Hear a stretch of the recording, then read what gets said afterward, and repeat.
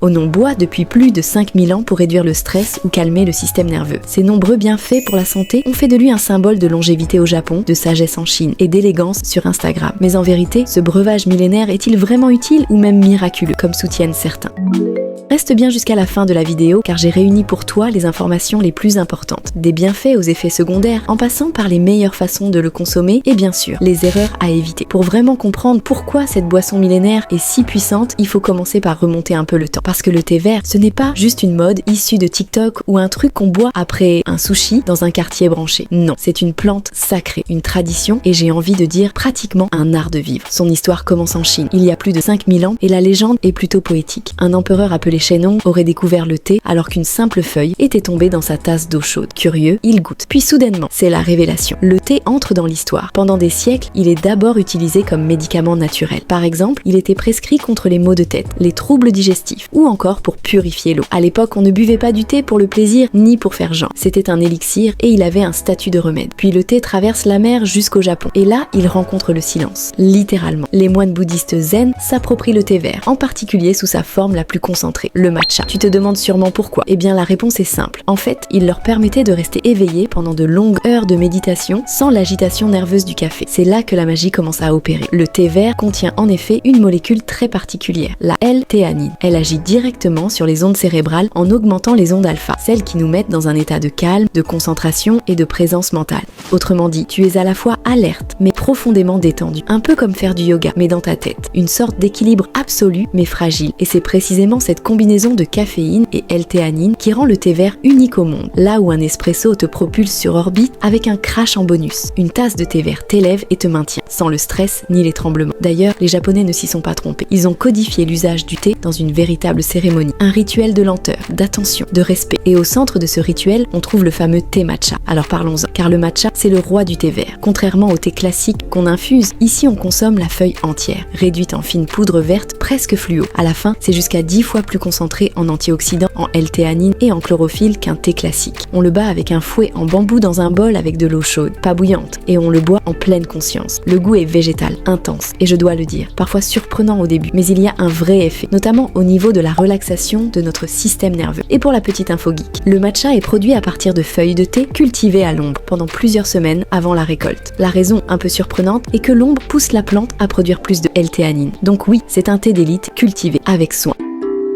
Tu l'auras compris, le thé vert n'est pas une simple boisson chaude. C'est un concentré d'histoire, de science et de sagesse. Et comme tu vas le voir, les surprises ne font que commencer. S'il est aussi populaire, c'est car il regorge de bienfaits pour la santé mentale et le corps, comme tu auras pu le deviner. Aujourd'hui, le thé vert, on le croise partout. Un sachet, une latte, dans les cookies au matcha et parfois même dans des cosmétiques. Mais derrière cette popularité grandissante se cache un véritable concentré de molécules actives. Ce n'est pas juste une boisson bien-être qu'on sirote pour se donner bonne conscience. C'est une fusion étonnante entre énergie douce et calme profond. C'est là que se cache peut-être la clé de son succès à échelle mondiale. C'est pour ça que les moines bouddhistes japonais l'utilisent depuis des siècles pour accompagner la méditation. Difficile de bouder une boisson qui favorise la présence mentale, sans lourdeur ni sédation. Et aujourd'hui, ce que la tradition disait intuitivement, la science commence à le confirmer. Plusieurs études sérieuses montrent un effet anxiolytique mesurable de la L-théanine avec des bonnes doses journalières en complément. Mais une tasse de matcha t'apporte déjà une belle portion sans aucun effet secondaire notable. On le voit bien, ce n'est pas tout à fait comparable au café, comme certains le prétendent, même si le thé vert contient de la caféine ou plutôt de la théine. Ici, pas de montagne russe énergétique. La présence de L-théanine modère et équilibre l'effet de la théine. C'est un régulateur et cela permet une vigilance fluide, mais il faut faire une nuance importante. Le coup de stress qu'on peut ressentir après un café n'est pas inclus. Pas d'accélération du cœur non plus, ni de mains qui tremblent. Tu restes alerte mais posé. Cet état peut être illustré par l'idée de focus zen. Une tasse contient environ 30 à 50 mg de caféine, soit 2 fois moins que le café. D'ailleurs, si tu es du genre sensible à la théine, tu peux jeter la première eau d'infusion, ça en réduit la concentration tout en gardant les principaux bienfaits. C'est une astuce de vieux sage à garder dans ta poche. Tu l'as peut-être déjà ressenti sans le nommer. Après une tasse de bon thé vert, ta tête est plus claire, comme si les bruits parasites s'étaient calmés. En vérité, ce n'est pas un hasard. La synergie entre la L-théanine et la théine agit directement sur les fonctions cognitives, concentration, vigilance et mémoire de travail. Des recherches ont montré que cette combinaison améliore significativement la performance mentale, surtout dans des situations prolongées de travail ou d'études. Si t'es étudiant, stressé, débordé, que t'as 3 partiels, 2 exposés et une vie sociale à sauver, commence peut-être par une tasse de thé vert. Bon, je rigole un peu, mais n'oublie quand même pas la petite pause à l'heure du thé pour te recentrer. Mais ce qui est encore plus intéressant, c'est que le thé vert aide à casser le cycle du stress chronique. Ce cercle vicieux où l'agitation mentale entraîne des tensions physiques, qui à leur tour entretiennent l'anxiété. Boire du thé vert de manière consciente dans un moment de calme peut devenir une mini pratique de régulation. Un ancrage simple mais efficace. Et soulignons que ce n'est pas de la magie, c'est de la neurochimie appliquée. Le thé vert est également une véritable mine d'or d'antioxydants, ces molécules qui protègent ton corps des radicaux libres, lesquels sont responsables de l'inflammation chronique, du vieillissement prématuré et de nombreuses maladies. Le plus célèbre d'entre eux s'appelle l'épigalocatéchine galate. Oui, le nom est imprononçable, mais ses effets sont bien réels. Cet antioxydant protège tes cellules, ton système immunitaire et selon certaines études, il pourrait jouer un rôle dans la prévention de maladies dégénératives. Et d'autres études scientifiques montrent aussi une réduction des risques cardiovasculaires et dans certains cas, un lien entre consommation régulière de thé vert et longévité accrue. Alors bien sûr, personne ne promet l'immortalité en buvant 3 tasses par jour, mais comme soutien global à ton équilibre physiologique, le thé vert coche franchement pas mal de cases. L'enthousiasme est lié au fait que contrairement à beaucoup de super aliments à la mode, lui a l'avantage d'être testé, documenté et abordable. C'est un allié multifonction utile pour ton énergie, ton confort mental, ta clarté cognitive, ta récupération et même ta santé à long terme. Le tout sans effet secondaire majeur et avec un plaisir gustatif en prime.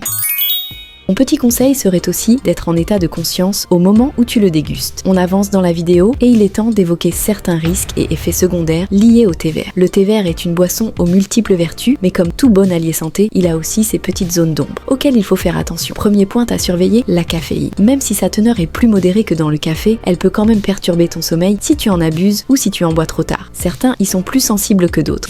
Un autre point souvent méconnu, c'est l'assimilation du fer. Les tanins du thé peuvent freiner l'absorption du fer, notamment celui d'origine végétale. Si tu es carencé ou que tu suis un régime végétarien, pense à espacer la prise de thé des repas riches en fer. Et non, le boire accompagné d'un steak saignant, ce n'est pas le combo gagnant. Le dernier risque souvent oublié est la qualité. Tous les thés verts ne se valent pas. Certains sachets bas de gamme peuvent contenir des résidus de pesticides ou de plastique. Privilégie toujours un thé bio et issu de cultures respectueuses. Parce que s'empoisonner à petite dose pour être zen, on sera d'accord pour reconnaître que c'est un peu contre-productif. Avant de finir, parlons un peu recette, car boire du thé vert, ce n'est pas juste une tasse tiède posée entre 2 réunions. Il existe plein de façons de l'intégrer à ta routine, avec un peu de plaisir et beaucoup de style. En version classique, tu fais chauffer ton eau, pas bouillante, et tu laisses infuser 2 à 3 minutes, pas plus, pour éviter l'amertume. L'été, tu peux te faire un super thé glacé maison. Une infusion à froid toute une nuit au frigo, avec un peu de citron, de menthe ou de gingembre frais. Si tu es plus du genre moment cocooning, opte pour un matcha latte. Une cuillère de poudre fouettée dans un peu d'eau chaude, allongée avec un lait végétal doux, et voilà un nuage zen dans ta tasse. Et pour varier encore plus, pense au smoothie vert ou même à l'intégrer en cuisine dans des madeleines, granola ou encore panna cotta. Par contre, si t'es du genre étudiant fauché qui n'a pas le temps ou simplement un peu flemmard côté cuisine, pas de panique. Il existe aussi des compléments alimentaires à base de L-théanine ou d'extraits concentrés de thé vert qui sont bien pratiques à intégrer dans une routine sans prise de tête. Tu peux en trouver seul ou combiné avec un peu de caféine pour reproduire l'effet focus zen du thé. L'idéal, c'est de choisir des marques fiables et rester dans les doses recommandées. 100 à 200 mg par prise, 1 à 2 fois par jour selon les besoins personnels. Si tu veux tester en toute sécurité, je t'ai mis dans la description un lien affilié vers un complément que je recommande de bonne qualité, testé et approuvé. Comme on l'a vu, le thé vert, ce n'est pas juste une boisson à la mode ou un remède miracle de plus. C'est un compagnon de route. Un petit rituel simple qui peut faire une vraie différence, surtout si tu l'intègres dans une vision globale de ton bien-être. Parce qu'au final, tout repose toujours sur l'équilibre. Bien manger, bien dormir, bouger, respirer et savoir de temps en temps ralentir. Merci d'avoir regardé. Je t'invite à mettre un j'aime et à t'abonner à la chaîne pour plus de contenu régulier lié au thème de l'anxiété, la nutrition et l'alimentation. N'hésite pas à partager ton expérience avec le thé vert dans la partie des commentaires. Prends soin de ta santé et à très vite pour une nouvelle vidéo.